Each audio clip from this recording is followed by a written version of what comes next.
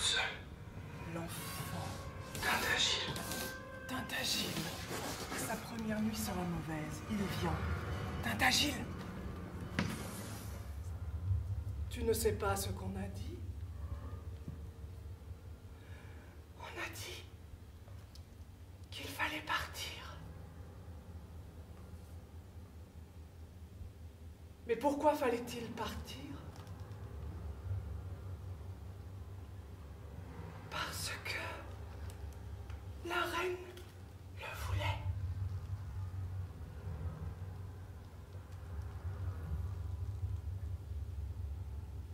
On n'a pas dit pourquoi elle le voulait.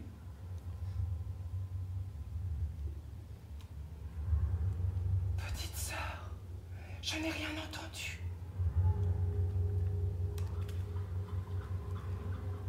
Ils m'ont laissé tout seul. Notre pièce est inspirée de La mort de Tintagil, de Maurice Maeterlinck. C'est une pièce écrite au début du XXe siècle. Et Tintagil, c'est le frère d'Ygraine. Il arrive sur une île et c'est Ygraine qui le recueille. Et elle ne sait pas pourquoi il est là, c'est bizarre.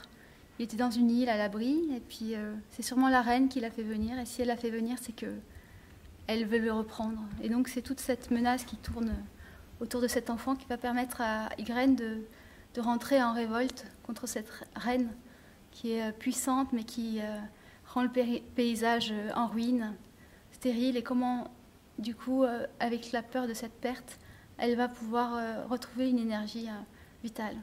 Ça, c'est ce qu'on se raconte à travers ce texte.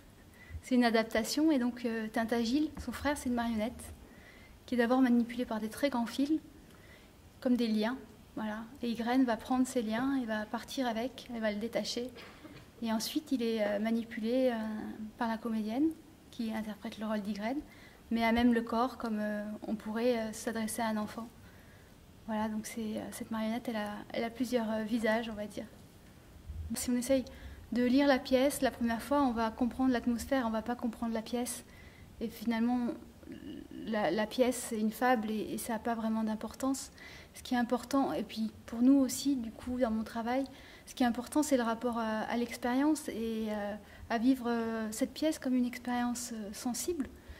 Et donc, sans vouloir mettre le spectateur, le placer dans une position inconfortable, de devoir participer à quelque chose, c'est juste de vouloir le faire passer par les états par lesquels la comédienne, qui interprète le rôle d'Ygraine, ce personnage qui est en quête, c'est une sorte d'initiation, voilà, à travers différentes épreuves et différents personnages, c'est une initiation.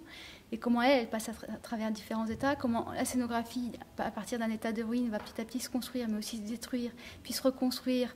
Et comment le spectateur, lui aussi, rentre dans ces états et lui-même, voilà, après, c'est pas dit tout ça, mais chacun va le recevoir aussi comme il veut, et peut-être qu'il le verra pas, mais il le ressentira.